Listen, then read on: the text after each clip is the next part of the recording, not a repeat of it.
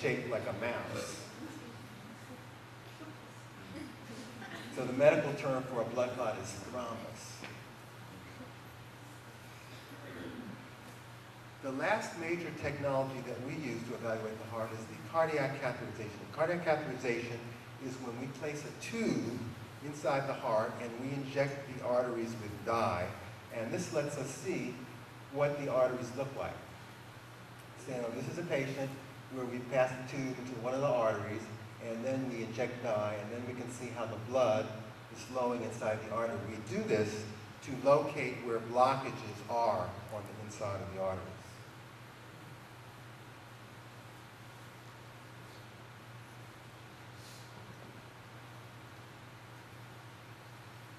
The first cardiac catheterization, believe it or not, was performed in 1929 by a German doctor, Dr. Werner Forssmann.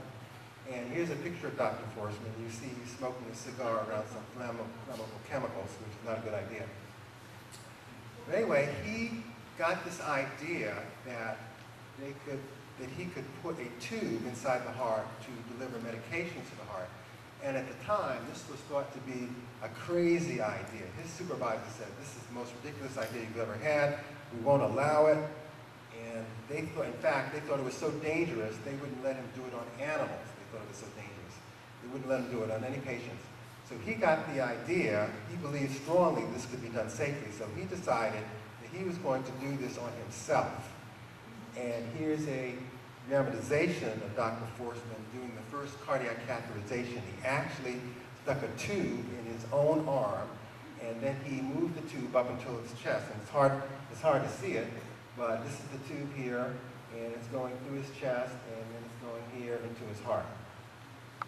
Now, what do you think happened to him when he did this? What do you think? He died?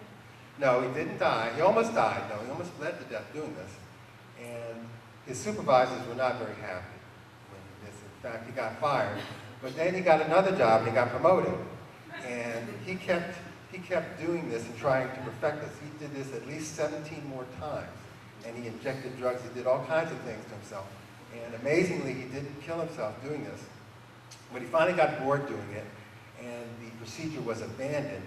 But approximately 30 years later, some cardiologists in New York reinvented the procedure. And in 1957, these two doctors and Dr. Forssmann were awarded the Nobel Prize for cardiac catheterization. But this is how it started. This is how a lot of ideas start.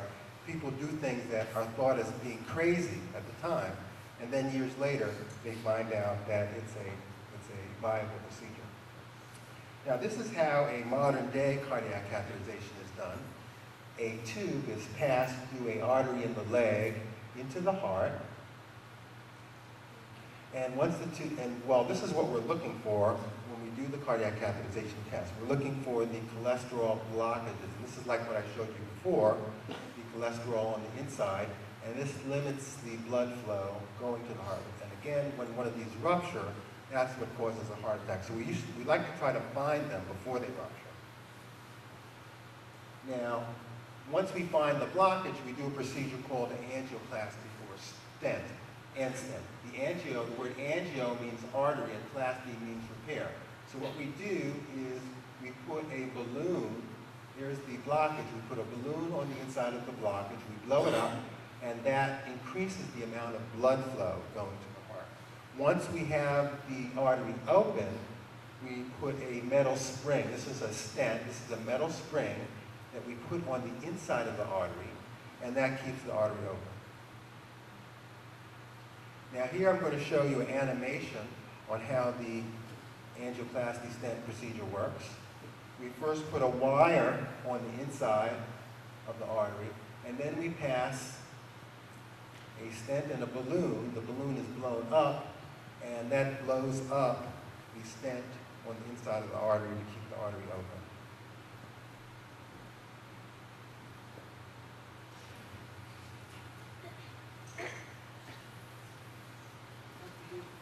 Yes. The stents that there's a case against St. Joseph's Hospital, what was the difference between the stints? Because obviously the people didn't get a stint because they didn't need it, but was it the kind of stint that was put in? Or was it they truly didn't even need a stent? Or do you have any clue at all? Well, okay, you're asking about the case, the big malpractice case at St. Joseph's Hospital, and it's very controversial what happened, but what's alleged happened is that there were people who didn't have blockages in their arteries at all, and that the doctor put the stents in when they didn't need it. So that's what alleged happened. Of course, the doctor denies that he did that. And, I don't really know what happened one way or the other, but that's the allegation, that there are people who did not have any cholesterol blockages and they got the stents anyway. Yes. Is there any chance that it won't go like right into the heart when we do Okay, the question is, do they have problems getting the wires or the tubes in? Well, the doctors who do it, sometimes it can be complicated because sometimes the arteries can be a little squiggly or they'll be too small. So they have a lot of different tools, and eventually, in most cases, they are able to get the tubes in. But it can be technically difficult sometimes. Yes. Once you have the cholesterol buildup in your arteries, is there any way to get rid of it? That's a good question. Once you have cholesterol plaques build up, can you get rid of it? It has been shown that in people who have large plaques, if they reduce the cholesterol in their diet, that is, they eat more of a vegetarian diet, or if they take medications for their high cholesterol, that can reduce the size of these cholesterol blockages.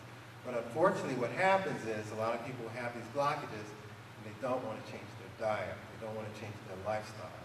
So the plaques, they keep coming back. So that's the major problem. But if you decide, if someone, you or someone in your family has been diagnosed with these blockages in your artery, if you decide that you really want to change your lifestyle, in most cases you can reduce the size of these cholesterol blockages. Yeah.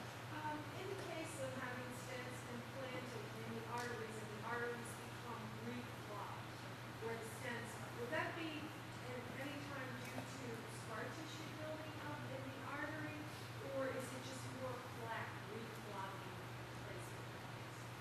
That's a good question. Now, there have been cases where you have the stent and they become blocked again. One of the main reasons is that blood clots can form inside the stents, and one reason is that people stop taking their medication. So once someone has a stent, they have to take aspirin to prevent a clot from forming in the stent, and a lot of people don't take their aspirin. Another reason this happens is that people have a stent, they start smoking, or they were smoking before they had the stent, that's why they needed it, and then they stop smoking for maybe a couple of days, and they start smoking again, and that causes the stent to block up. So a lot of it is medication, but a lot of it is lifestyle too.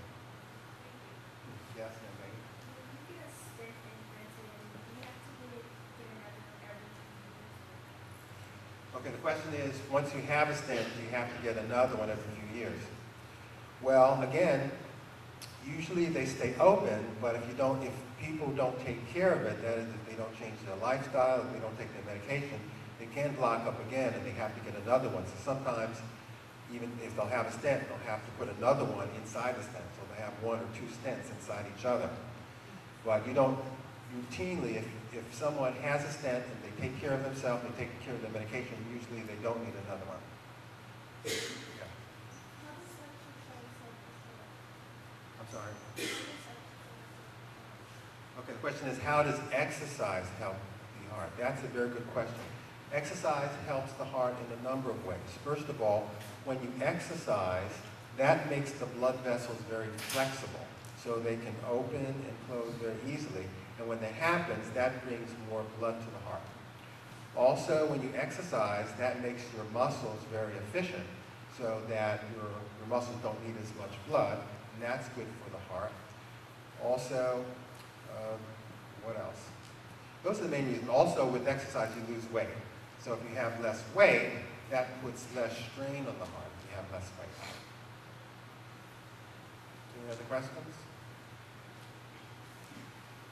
Okay, well, today I've tried to show you how the heart works. I've tried to show you examples of heart disease, and I've tried to show you examples of technology we use for the heart. And I hope You've all picked up some information, useful information today, unlike these students who are not picking up anything useful at all.